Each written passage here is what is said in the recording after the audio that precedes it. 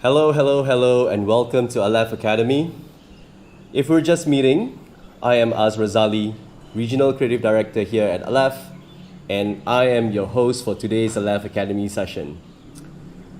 First of all, I would like to thank everyone who's tuning in, and thank you to our guest speakers and to the Aleph Academy team for putting this whole thing together.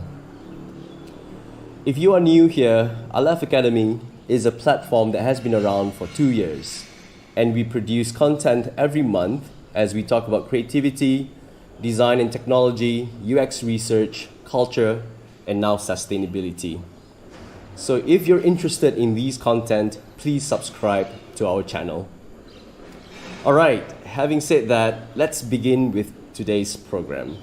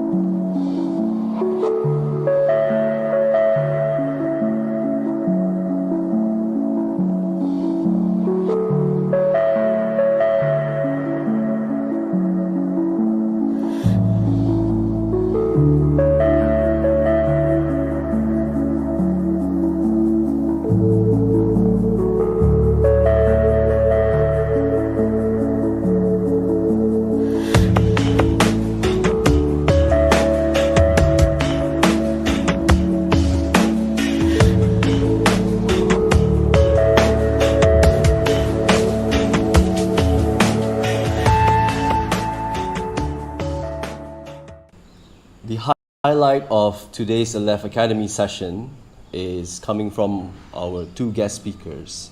But before I pass it to them, I just want to set the mood a little bit and share my own little journey of how I got into sustainable thinking.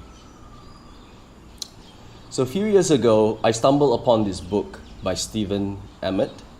He leads a broad scientific research program as a computational scientist at Microsoft. And in this book, which is called 10 Billion, he illustrates the effect of having too much people on our planet. So if you look at the total population today, we're at 7.9 billion.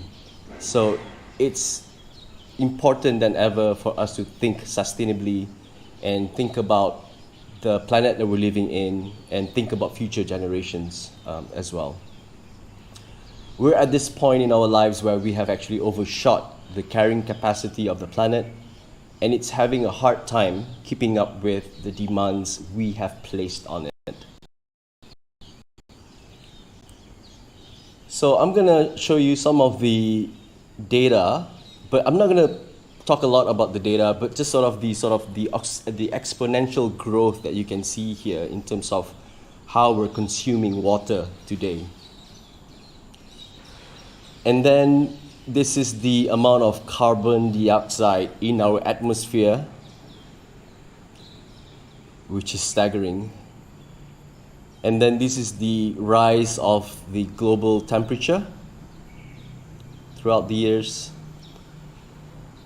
And the amount of motor vehicles that we have produced is over 1 billion cars, motorcycles, trucks, buses, and etc. And recently, there's a rise in floods in Asia as well. And especially in Kuala Lumpur last year, you saw places getting flooded where you've never heard of these places got affected by the floods. And then the rise of forest fires as well in the Americas and Australia is also increasing. Towards the end of the book, Stephen suggests that technologizing is our way out of it, setting aside the fact that we've technologized our way into our problems in the first place. Let's look at the ideas for technologizing our way out of them as well. So at Aleph, I want to present opportunities about how can we use technology to help the planet. And I'm going to use the United Nations Sustainable Development Goals as our guide. It's also known as the Global Goals, and it's a universal call to action to end poverty, protect the planet, and ensure that by 2030, all human beings enjoy peace and prosperity. Here are some of the Sustainable Development Goals and themes as an opportunity for us to technologize. World poverty, zero hunger, good health and well-being, quality education, gender equality, clean water and sanitation, affordable clean energy, sustainable cities and communities, responsible consumption and ethical production, climate action, life below water, life on land, peace, justice, and strong institutions, and finally, build strategic partnerships and collaboration to tackle these worldly problems. Here at Aleph, we have designed for the part, but not necessarily for the whole. My call to action for everyone today is to turn our approach of human-centered design to life-centered design. How might we use design not just to impact a singular user or a human, but also its community, the nation, and our life as a whole on this planet? Sustainable design is where, as a creative and engineer, we can look at the full life cycle of the product or services that we are working on with our clients. Last year, we've partnered with WPP Purpose to craft and design a household food waste management app. And here's the problem. The average human being wastes 298 kilograms of food per person. Imagine if 1/4 of the food currently lost or wasted was saved, it would be enough to feed 870 million hungry people. So the idea is simple. The app allows you to plan your meals, know what you have at home or in the refrigerator, and avoid food wastage. The app allows you to plan more and waste less. Here's one of our colleagues demonstrating how we use Google Lens and AI technology to quickly scan what you have in your refrigerator or your pantry, and the app can suggest what to prepare, cook, or buy according to your needs and according to what you would like to eat. The app also tells you how much money you saved, and it teaches you how to compose from your ingredients or after each meal. And finally, the app shows your contribution to curb food wastage and your contribution to the planet as a whole. All right, so that's what I have got to say. And I'm going to use this phrase, standing on the shoulders of giants, as a metaphor which was coined by Sir Isaac Newton, which means using the understanding gained by major thinkers who have gone before in order to make intellectual progress. So we have two amazing guest speakers to share their views on sustainabilism, and I will now introduce the first speaker, Zaro from AKQA, based in Miami. Over to you, Zaro. Hi, everyone. I'm Zaro. I'm Executive Creative Director at AKQA. Happy to be here. I have been working in advertising for the past 15 years. I'm originally from Brazil, currently based in Miami, in the US. Thank you so much for the invitation. And again, happy to share a little of my experience with you and some of my thoughts on this matter. So yeah, I think we can start. So let's kick it off. So I won't lie to you. This was the first time I heard about the term sustainabilism. So of course, the first thing I did was to actually go to Google and search for it. So, and I came across this definition, which is, and sustainabilism is the approach for achieving environmentally sustainable human well-being. It's a response to too much stuff, too much advertising, too much information, too much work, too much stress, too much waste, too much of everything. Sustainabilism attitude is that less is better because less is more.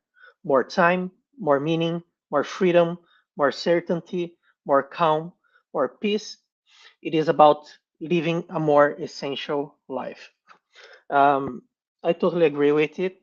Um, I think this is a kind of a way of life, but I feel that this is a term that for now bringing it makes way more sense at this moment to the consumer. It's easier to generate this consciousness, this conscience for the consumer than for the companies. And why do I say that? Because for me, in order for the companies, when we talk about our work, to get to this point, and few companies are getting there, but in order for most of the companies to get to this point, um, they first need to talk and to do uh, sustainability, right? So when it comes to brands and companies, we first need to talk about sustainability because most of them they are not even doing that. So and then maybe one day they will get to the point to talk about sustainabilism. So the things that right now most of business are still driven by profit over purpose because they see success by volume and not value. And this is it seems pretty obvious, right?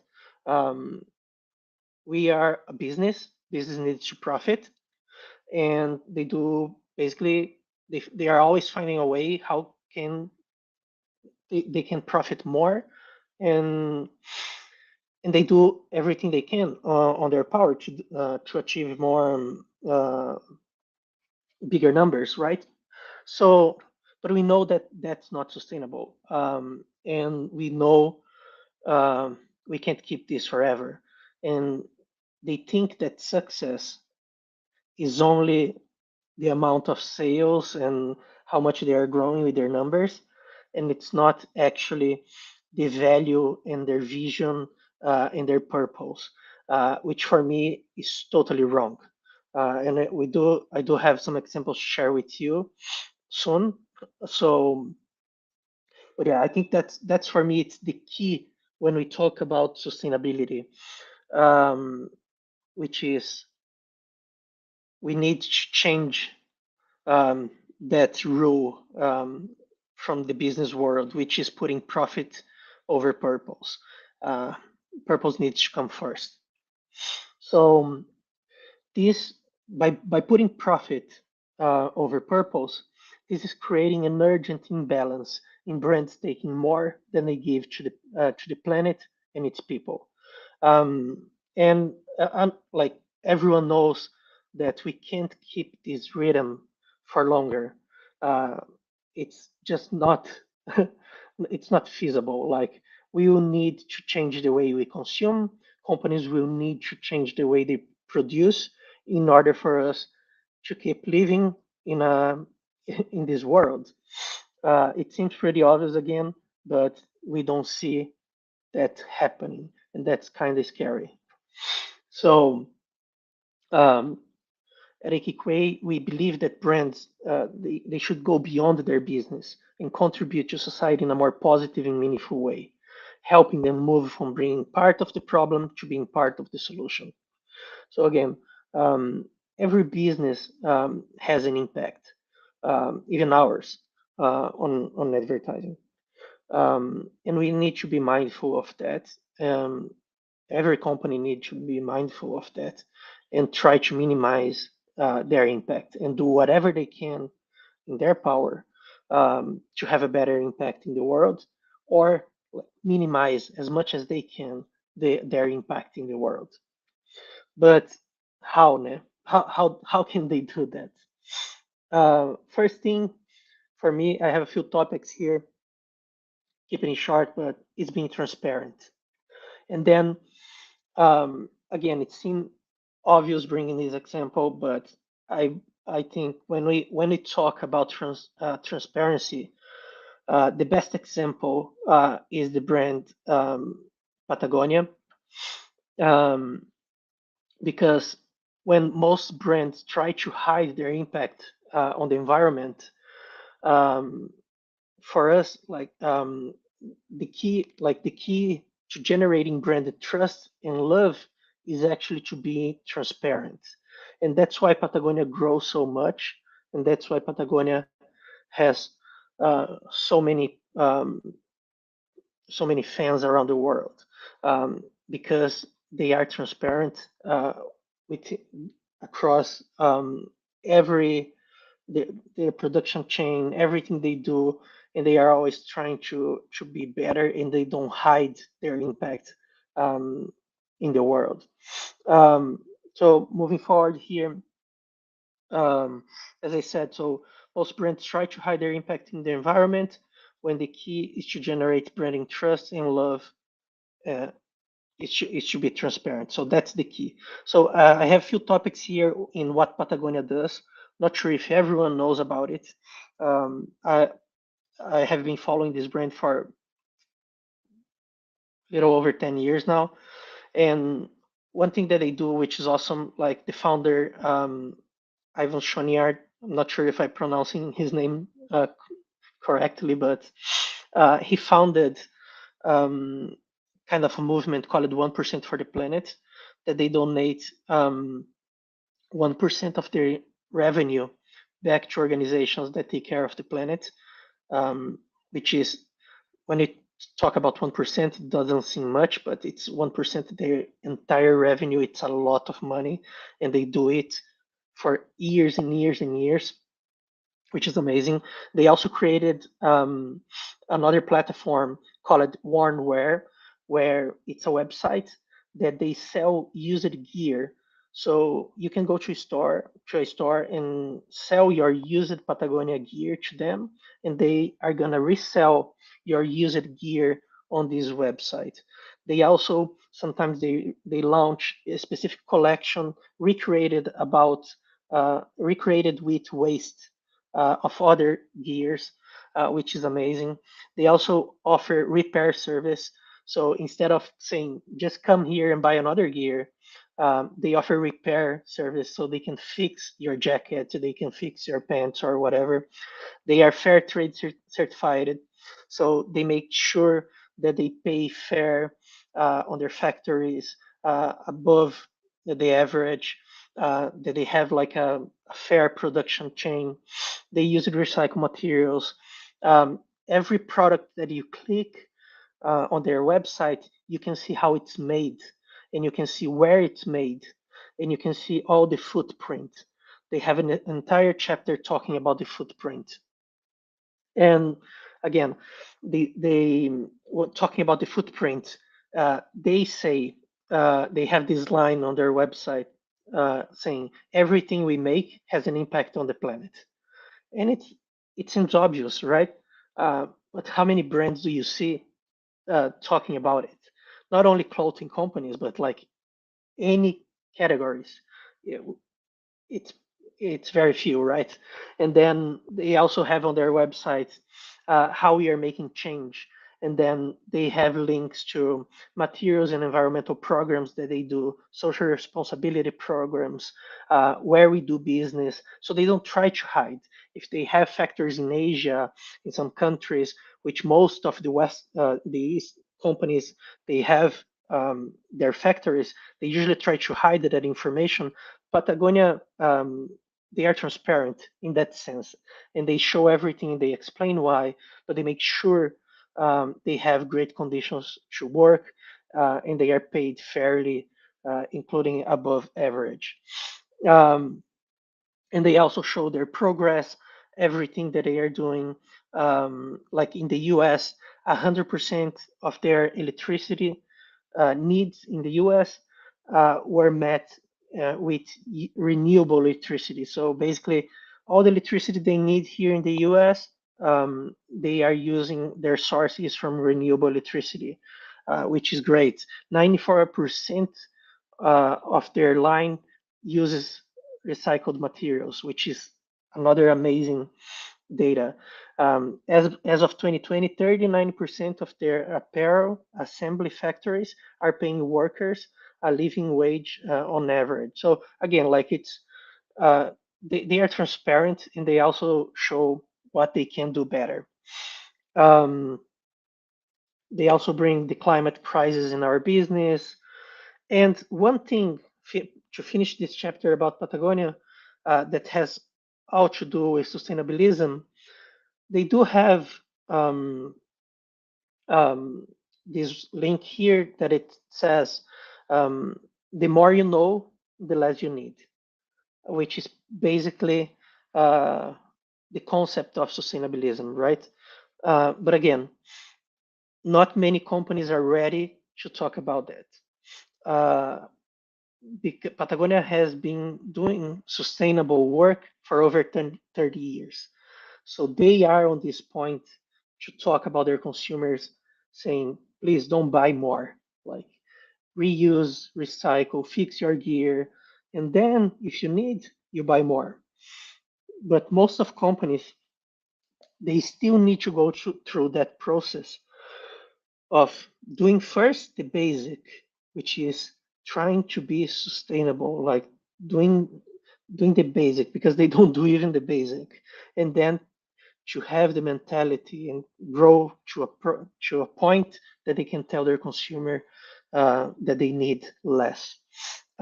Okay, so that's one thing. The other ones will be faster. So the other point here is innovating, and here I'm bringing in AKQA example. This isn't a campaign that I was part of it. I wish I was. It's an amazing campaign. It's from AKQA São Paulo.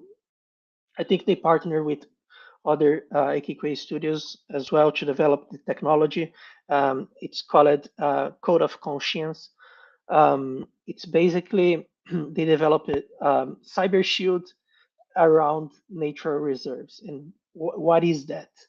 So basically, there are a lot of protected areas around the world, including Brazil.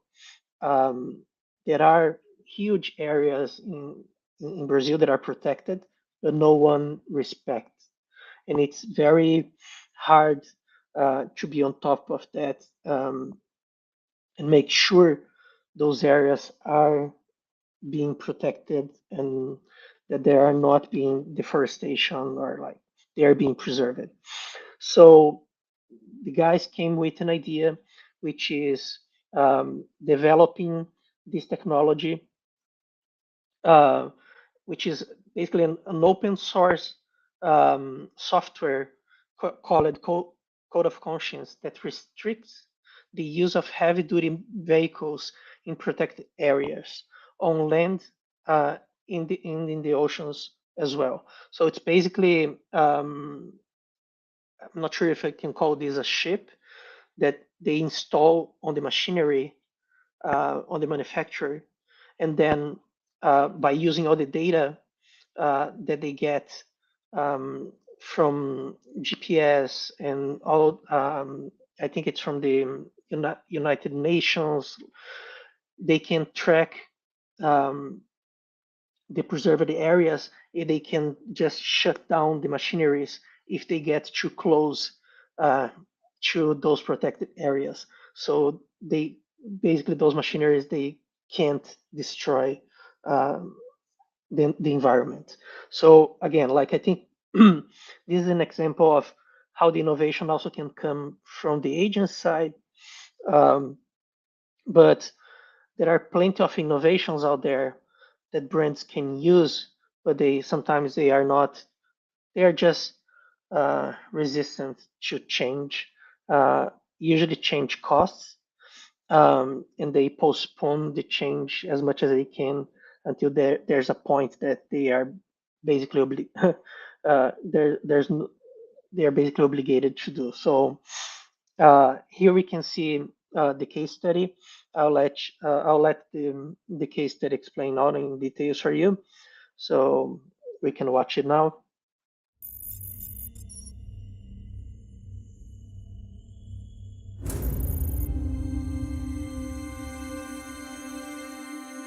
Pugayane onyoro, gamne gume bakuni, vaya koro meja.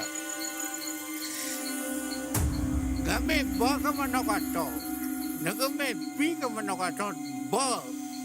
Mea bena julure, akunia mreo mu, ya pum. On Amazon Day, Raoni Mektutire launched the Code of Conscience, an open-source software that restricts the use of heavy-duty vehicles in protected areas. It combines data from the United Nations World Database on protected areas with the geolocation of the vehicles. The code is free and available to all manufacturers to implement in new machines. For old machines, we designed a small and low-cost chip with a pilot being recorded in Australia. Send a signal to the relay, which will cut power to the fuel pump and starve the engine with fuel. Code of Conscience also sends a phone number through with a text message, so the operator can text in and verify their purpose, and if they have a legitimate reason, they can continue their work.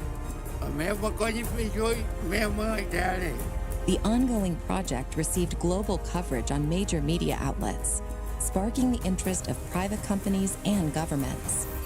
2 global manufacturers are discussing the implementation of the code on future machinery. We started implementing the code in machines of 3 Tentos, one of the biggest Brazilian agricultural companies. A government just signed the implementation of the Code of Conscience on heavy machines, trucks, and boats operating near the Amazon.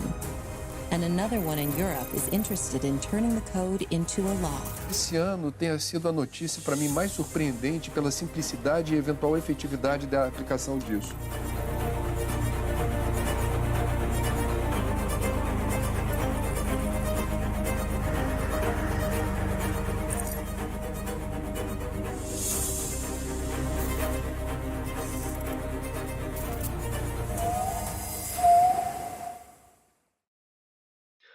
And then going to the other topic, which is taking responsibility.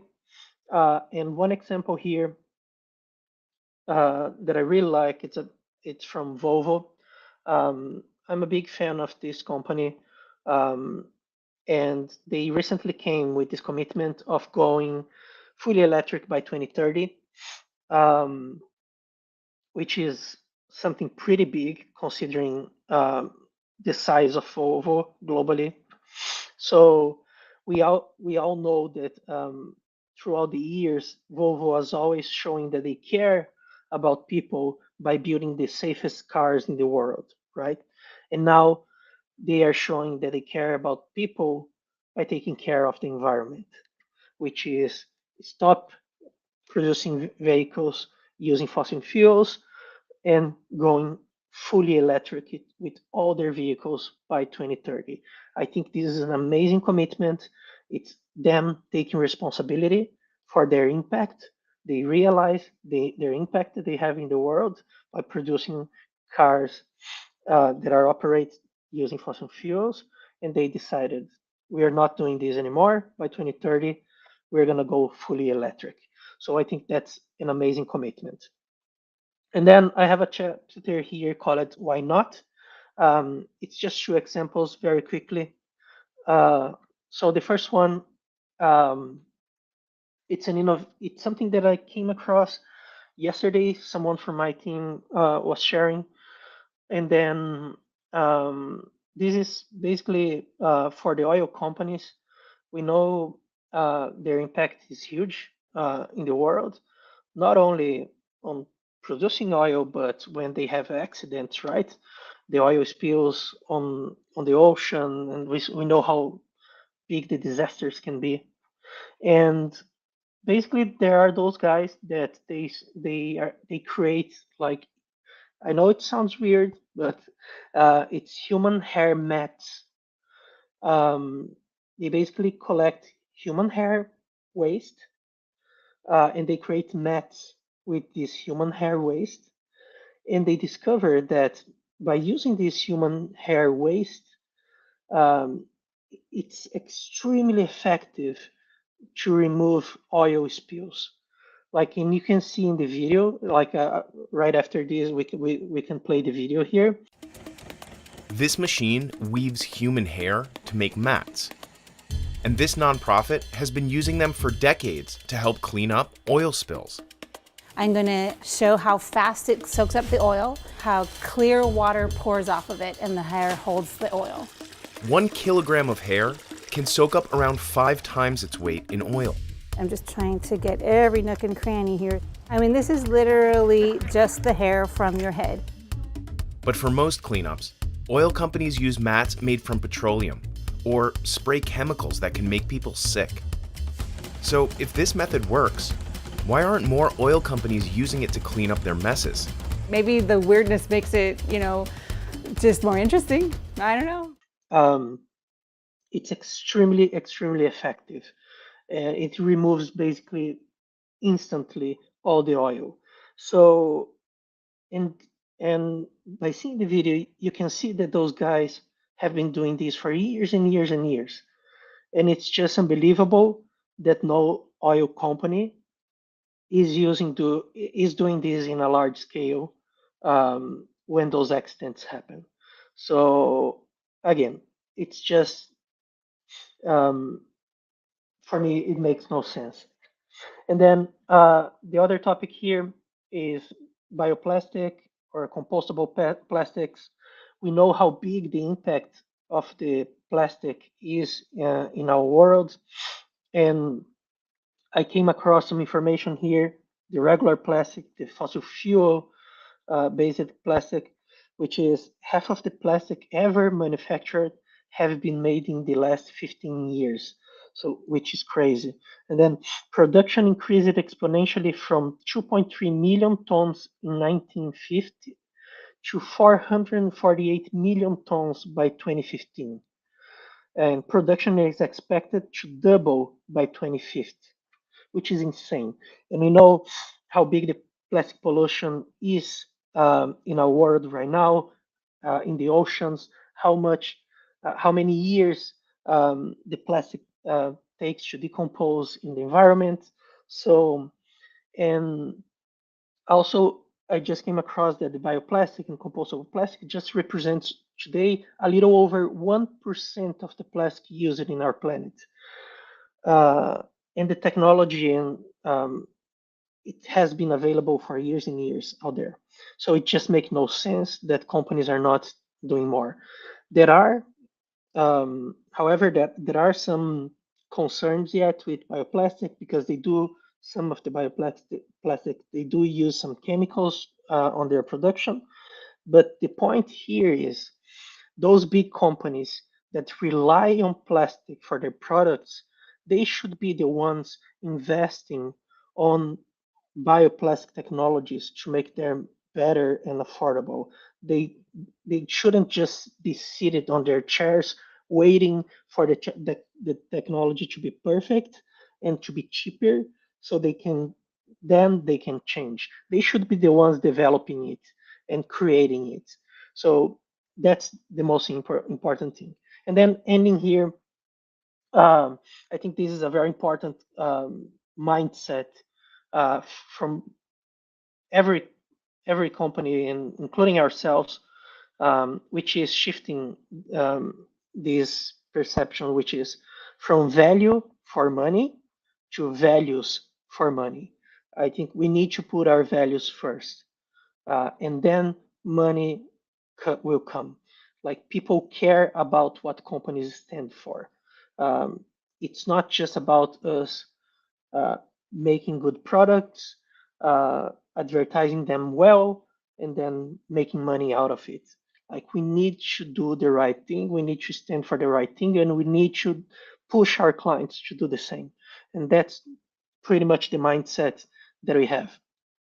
I just need to say here, a lot of these insights, they came from the AKQA EMEA strategic team, which is an amazing team from AKQA. Just giving them the credits as well. And then that's pretty much it, talking about sustainabilism and sustainability. To finish, AKQA just launched something on their website today, which is a page with a lot of information about situation in our world right now. And basically it's positioning an official statement that we do stand with Ukraine. And you can get a lot of information there, which is the website is akqa.com/Ukraine. There are links for many different topics, and yeah, a lot of information that might help. So just feel that it's important to address that because we just can't ignore what's happening. And yeah, that's it for today, guys. Thank you so much. Wow. Thank you, Zaro, for that presentation. I was also inspired by that company, Master of Trust, where they use human hair to collect all the oil pollution in the ocean. And, you know, it just amazes me in terms of, you know, sometimes the solution is in nature itself, right? Something about nature that was designed to solve problems. So I think the opportunity is and also in terms of how we solve this problem is so easy and so simple that you just need to collect all the hair in the world from hair salons and you know, and throw it in the ocean and sort of absorb all the hair. So yeah, I think that's pretty cool. What surprised me is that like the way the guy discovered this is by, unfortunately, the way he discovered it, when he was seeing animals like seals covered with oil, they saw that the areas around there, those animals, were clean because their fur was taking all the oil. And then he just made the connection about like if their fur gets like all the oil, why not using like hair or to, and it's like it's, imagine how much hair waste is produced every day in the world. Like it's tons and tons and tons and tons and tons. Like those oil companies, they should have stocks of hairs mats in case of a natural disaster, so they can just instantly go and use those instead of using their ineffective stuff. I don't know. It's just why they are not doing it. Why they are not searching for those innovations. Why they are not partnering with those guys. Um, it's, I don't know. I really don't understand the reason. Um, Maybe they are also the ones selling the other products they use to clean the oil in those situations, um, which is a shame.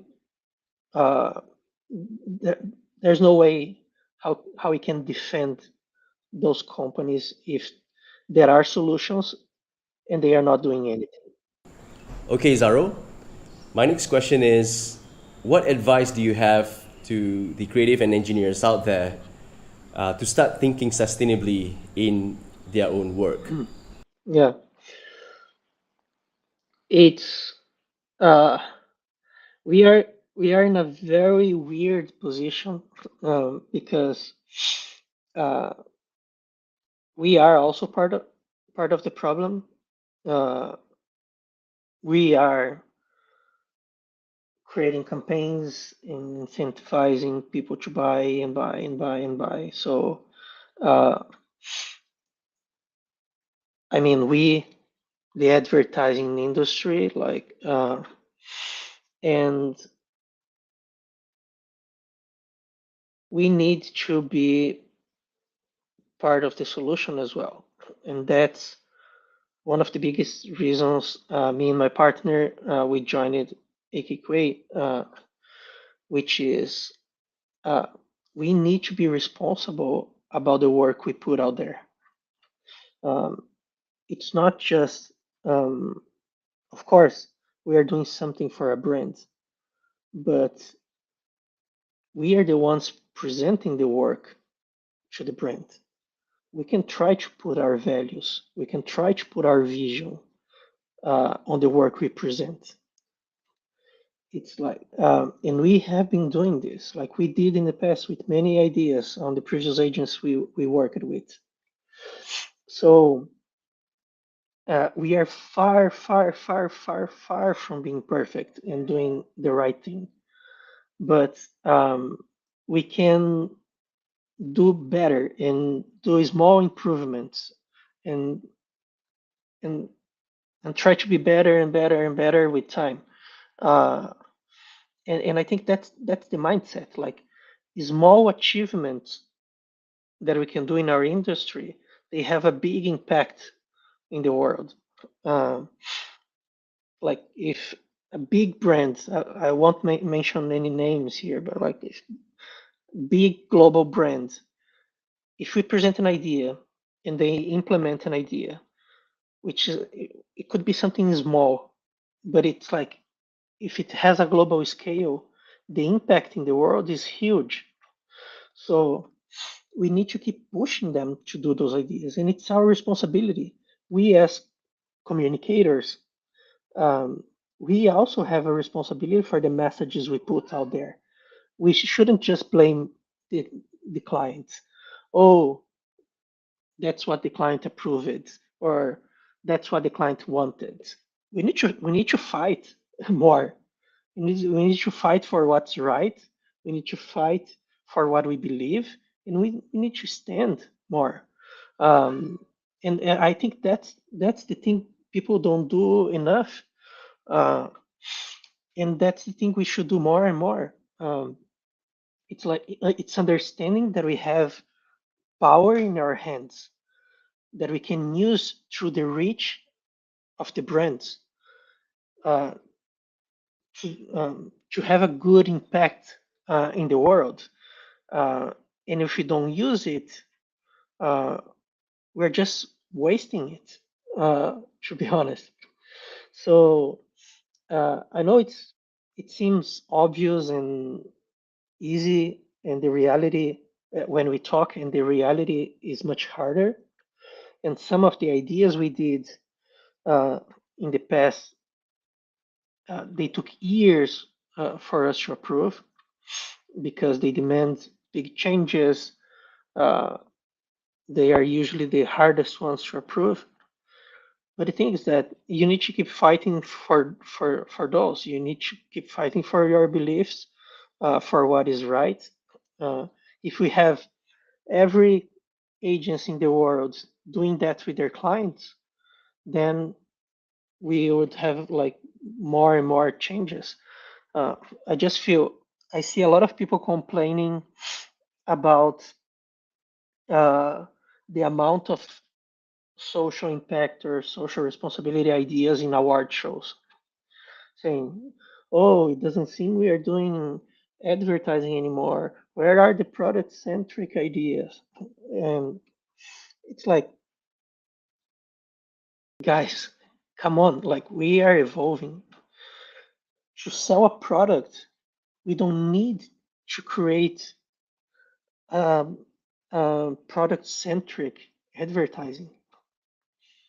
We need we need to create trust. We need to create brand love, brand trust. Of course, some of those ideas they can have the product at the center. We can talk about the benefits of the product, but it's like we have so much more to tell. Use advertising as a tool instead of just as a platform to sell stuff, when we can actually use it as a platform to promote social change. So I love to see when I go to judge advertising festivals and I see a lot of work going that way, because I do think that's the future, and that's where we should point at. It's people finally understanding that we have a responsibility in our hands instead of just selling products or services. Sorry, I know I talk too much.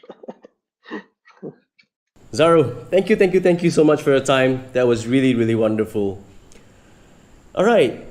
The next speaker, he is the Chief Strategy Officer at Gray, and he is also the co-founder for Sustainably Gray. Måns, over to you.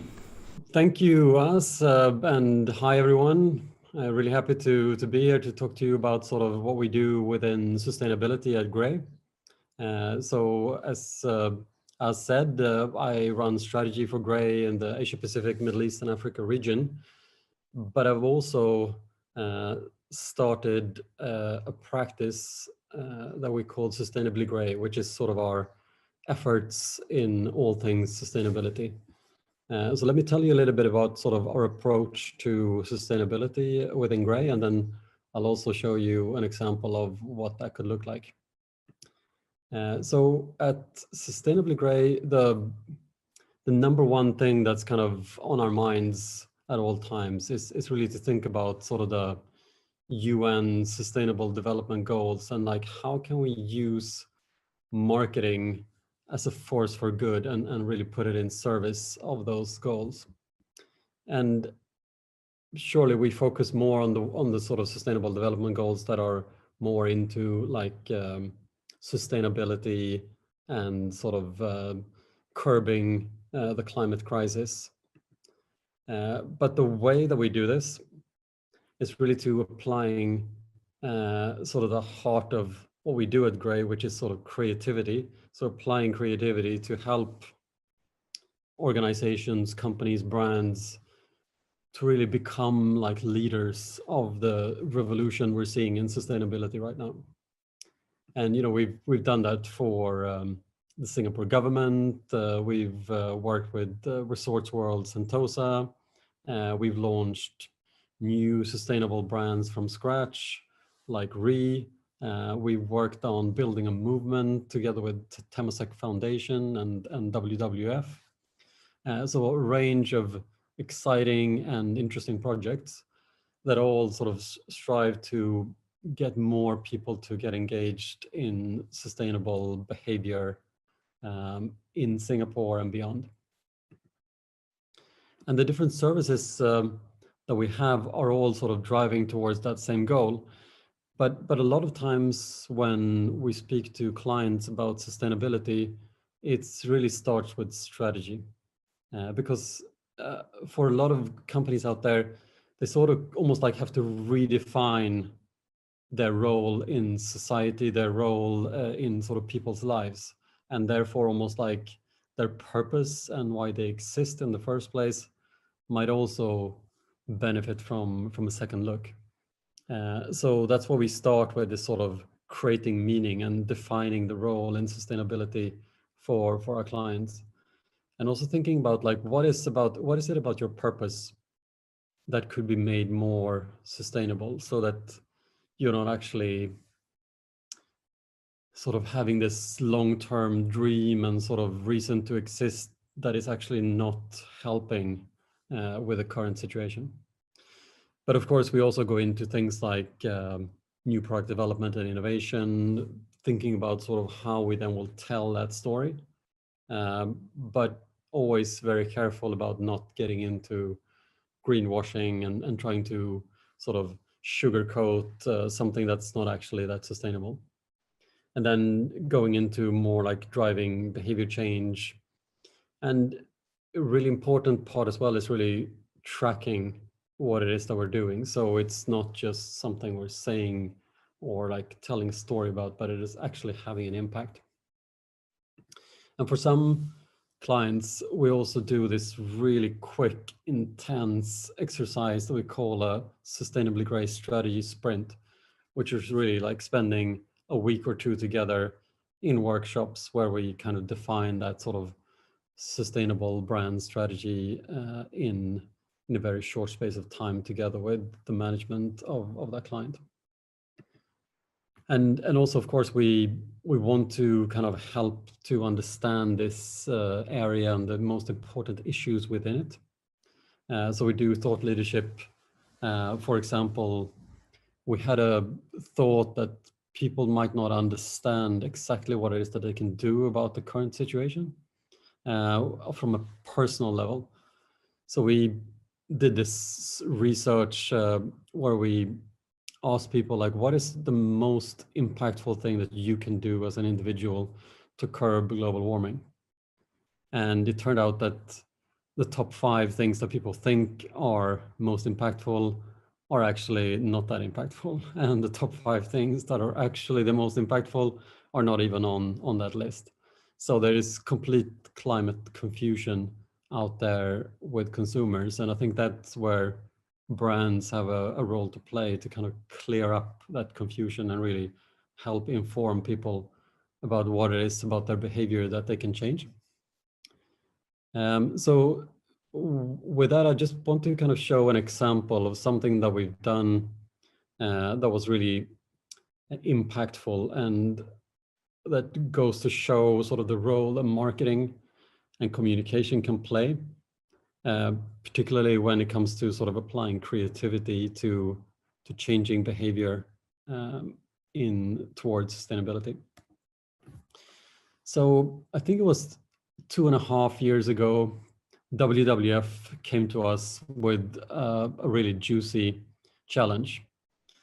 They talk about the fact that we've all sort of seen the imagery of, turtles in the ocean, surrounded, like wrapped in plastic and can't get out, and kind of heartbreaking imagery. But at the same time, the countries around the world aren't really changing their policies. And the more communication we see that sort of portrays the sort of same horrible imagery, we're starting to get a bit numb. We're starting to not actually take it as seriously as we should.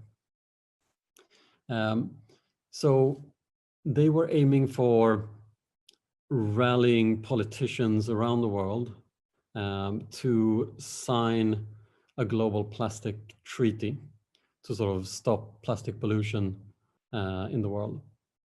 And in order to do so, they wanted the public to put pressure on politicians. So our job was then to rally the public to kind of make that pressure feel real. But we needed to find something that would actually hit home a bit harder than those kind of tried and tested methods that's been communicated. And through our research, we found out that we are actually eating and drinking plastic. And that's a bit of a shocking fact, right? And we quantify that down to 5 grams per week, sort of on average. And then we thought of making that into a metaphor that people can understand and relate to. And that was the credit card, which weighs around 5 grams of plastic. So if you think about the fact that you are eating a credit card a week, that just feels bizarre and scary. And it turned out that that's really hit home as a message. And we used this metaphor as sort of the lead for our campaign. And it turned out to be, the biggest single action or campaign in the history of WWF. Over 2.5 million people have gone to the website, checked their plastic diet, so to speak, and signed the pledge to put pressure on politicians globally. And yesterday was a landmark day in this cause, because the global plastic treaty was actually signed by hundreds of countries around the world at the UNEP conference in Africa. So this campaign has actually contributed in a small way to create real change for the world regarding plastic pollution. And now I'm going to show a film that really wraps up sort of this case study, just to show you how it all sort of came together. My favorite way to cook fish is to bake it whole. I have some lemon, pop it in the oven. All right, the sea bass is ready. Final ingredient, a light garnish of plastic all over the fish. They got your attention, right? The hard truth is, cutting back bottles, bags, and straws is not nearly enough. The only way to save nature is by getting governments around the world to commit to a global binding treaty on plastic. Working with the University of Newcastle, WWF discovered that plastic isn't just in the sea, it's everywhere, even in us. We consume approximately 100,000 microplastics a year. It's in our food, our drink, even the air we breathe. We quantified the data. 5 grams, that's a credit card every week. By turning abstract data into everyday objects, we made the environmental crisis personal and far harder to ignore. 5 grams a week. 5 grams. 5 grams. Which equates to the weight of a credit card. About as much plastic in a credit card. Lo que dice Nacho, ¿de dónde viene este test? People were led to a campaign site that enabled them to find out how much plastic they ate, shocking people around the world into action. It's not about what we throw out, it's what we eat. Plastic is swimming around in our bodies and in our kids' bodies. From lunchtime commuters to celebrity TV chefs, even football fans. Creating the single biggest public action in WWF history. WWF is here on behalf of 1.5 million people around the world that have signed our online petition to end our plastic pollution crisis. In the past 6 months alone, over 40 countries around the world have publicly declared support for a new global treaty on plastic pollution. Credit card, anybody want to volunteer to eat this thing? This is a human health issue as well. Let's get this bill passed. Let's get it done. To date, 80 countries have pledged to the need for the treaty, thanks to the 1.6 million people who are demanding change. We ingest 5 grams of plastic every week, which is equivalent to a credit card. And I don't know if anybody of you have tried to eat your credit card. I think you will have some problems. And yes, so now you saw prime ministers, senators,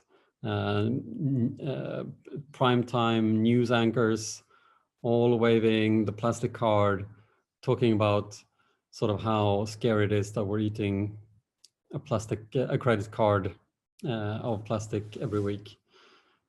So you can see how impactful creative communication can be in actually having an impact in the real world. So now the mission is accomplished. 173 countries signed this legally binding treaty on plastic waste yesterday. Amazing result. So I think it really goes to show that this approach that we're having in Sustainably Grey actually works. We take on challenges for brands and organizations out there that has to do with behavior change or sort of creating movements and really engaging people in sustainable issues and having really impact on the climate crisis. So thank you so much. That's just a snapshot of the things that we do at Sustainably Grey, but happy to tell you more if anyone's interested. Please get in touch. And thanks so much to all the guys at Aleph for inviting me to speak. Wow, that is awesome. That is really cool, Måns. Thank you so much for that presentation. All right, so I have a few questions for you. The first one is, what are some of the challenges and problems that you face in running and executing sustainability projects? Sure. No, thanks. That's a really good question.